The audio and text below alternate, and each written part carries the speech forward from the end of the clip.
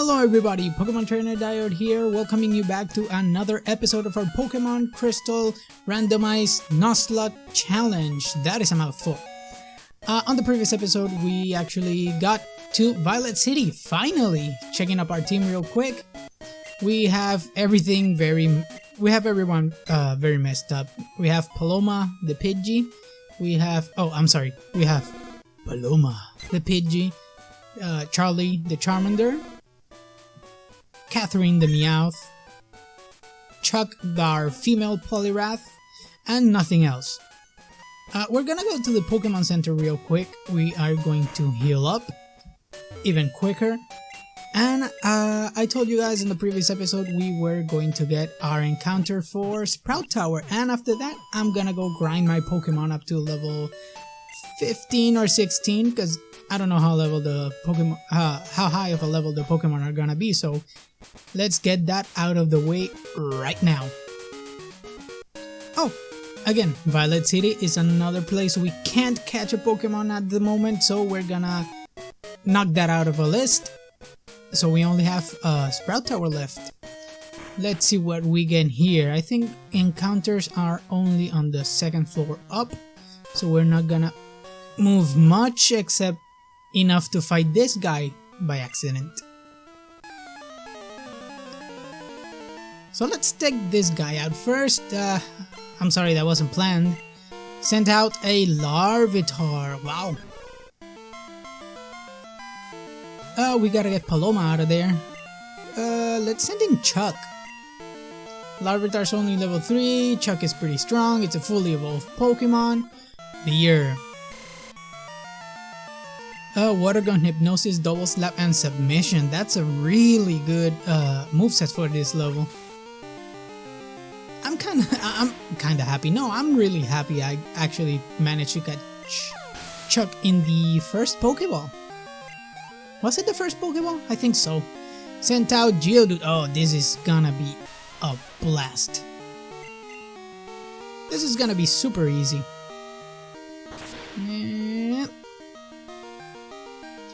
Come on, one more Pokemon. Let's see what you got. Chuck levels up. Ooh, almost another level.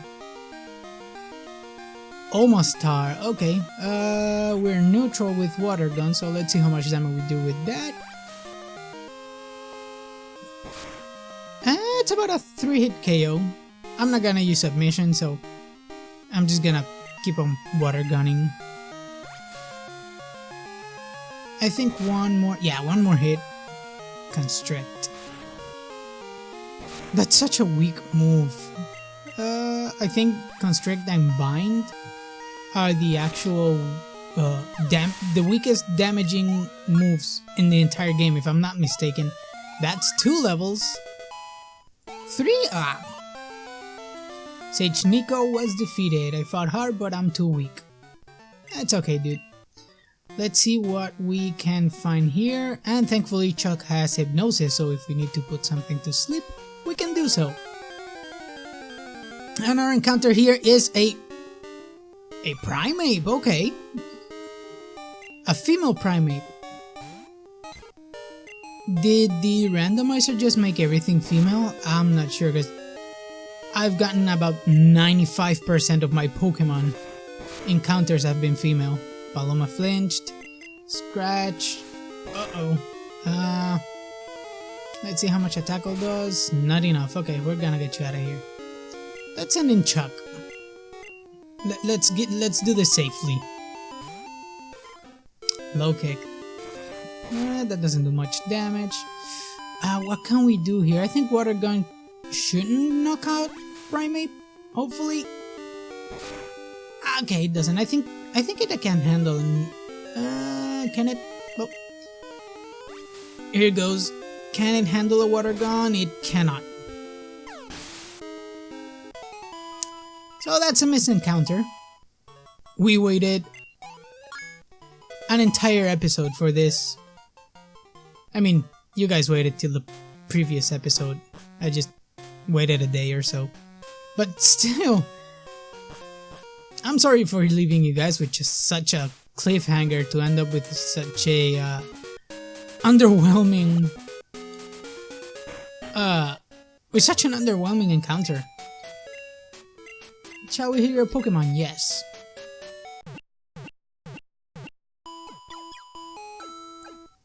Your Pokemon are fully healed. We hope to see you again. Okay, so I mean, we didn't catch the Primeape, so I guess I'm just gonna grind and I'll see you guys in a bit.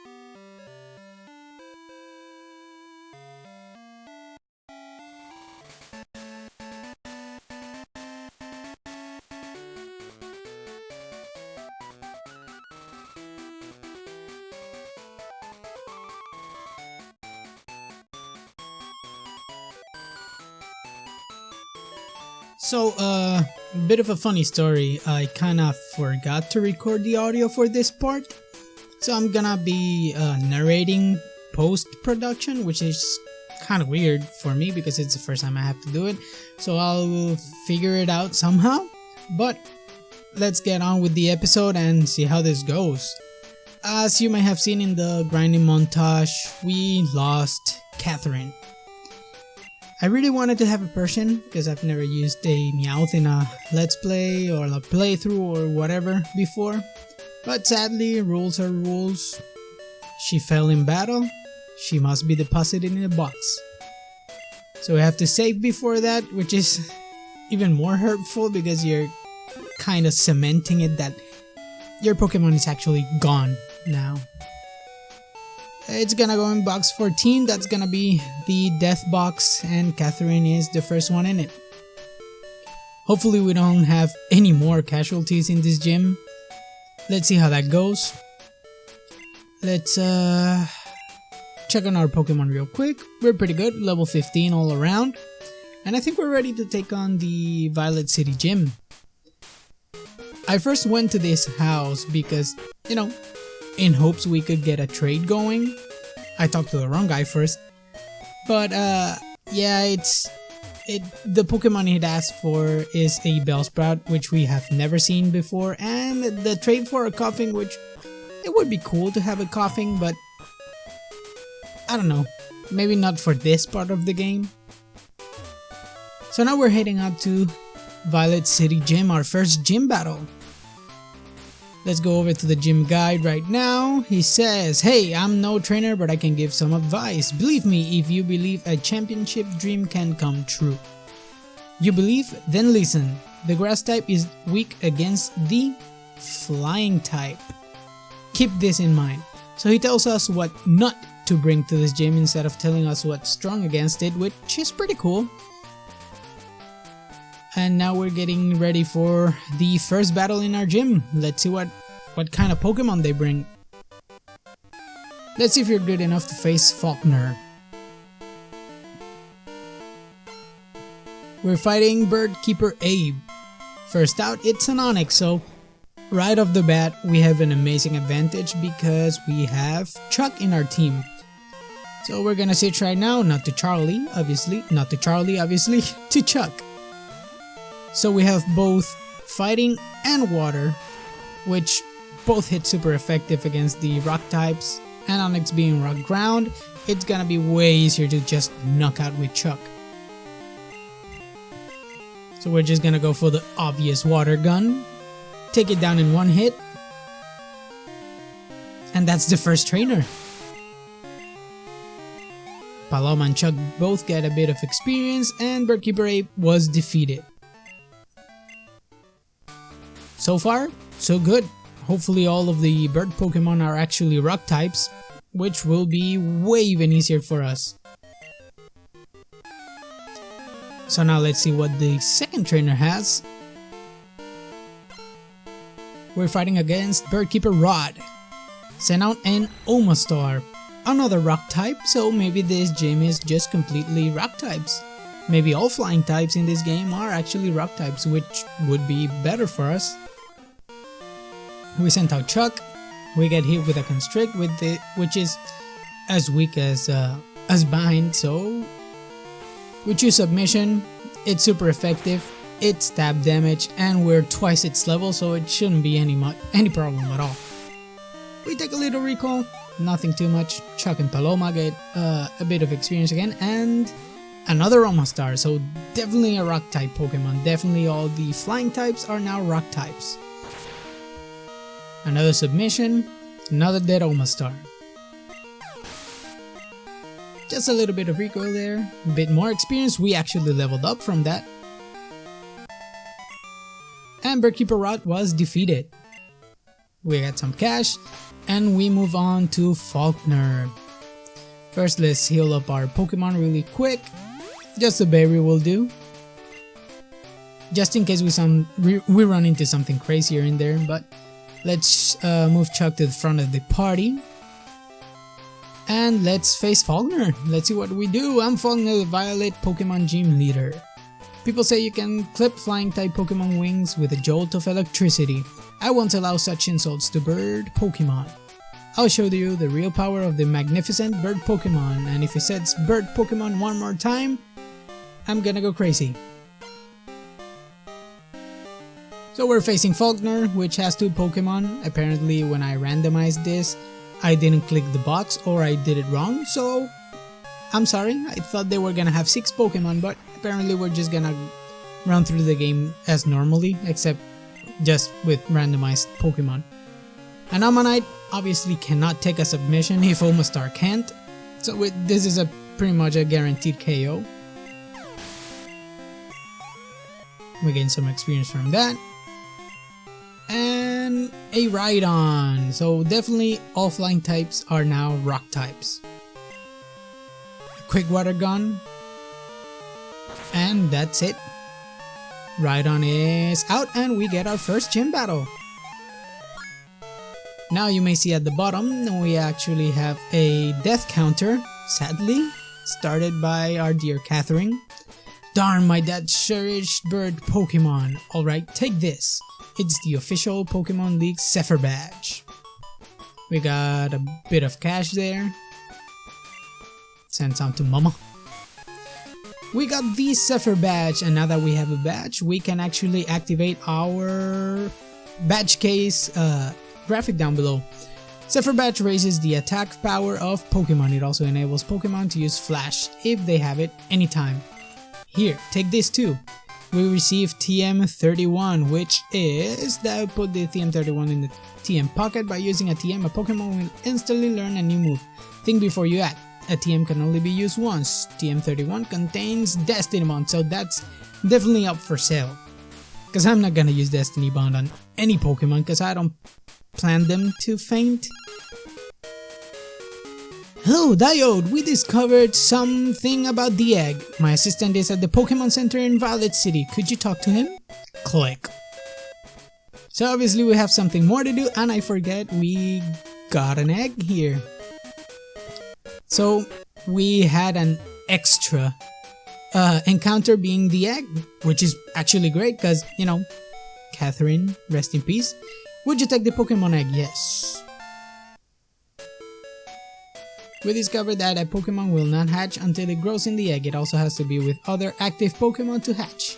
That you're the only person we can rely on. Please call Professor Elm when that egg hatches. And he's gone.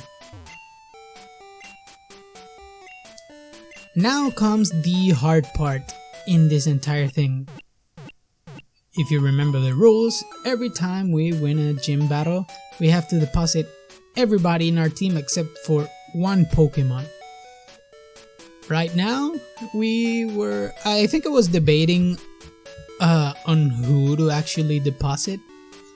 We are checking up our Pokemon real quick. We have one badge, which is pretty cool. But now we have Chuck, Paloma, and Charlie. 3 good Pokemon. Paloma's about to evolve. Charlie's about to evolve too. Charlie's been our starter, and I've actually grown to like it a little bit. You know, don't quote me on that, but Paloma is just a Pidgey. It's in the team, it's the most disposable Pokemon at the moment. And Chuck is honestly what I think the best choice is to keep at the moment. We have 2 stab attacks with Water Gun and Submission. We got Hypnosis, just in case we need to catch new Pokemon.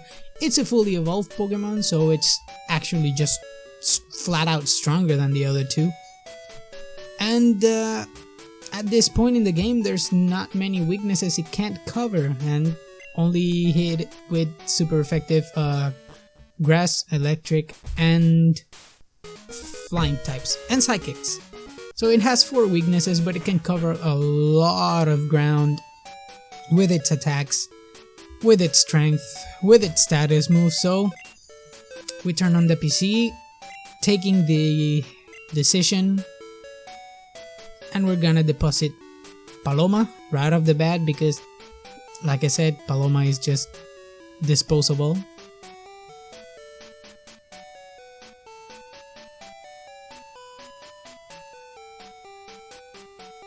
I think I was just here debating who to deposit again. I don't remember because I used to talk a lot.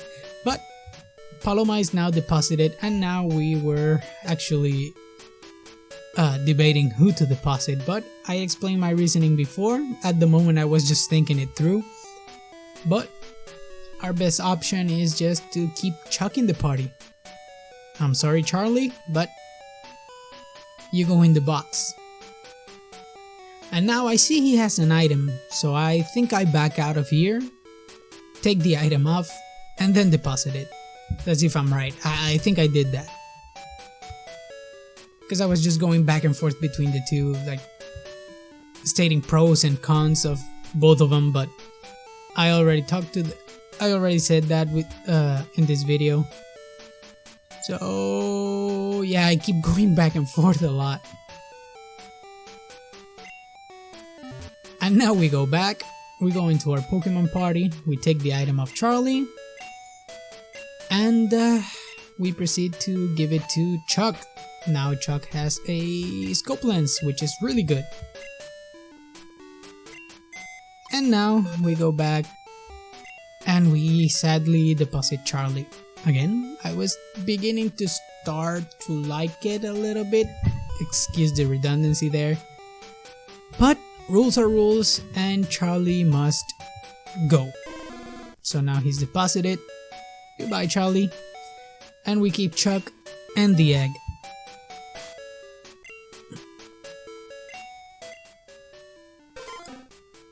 So that's it. We keep Chuck in the party. It's the best Pokemon we had at the moment. So I'm just gonna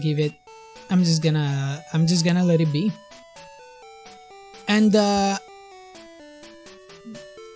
I'll keep the egg because I forgot about, the Violet City encounter, and the egg happens during Violet City after the gym, so kind of a weird rule set there, but that'll be all for now, trainers. I'll catch you later.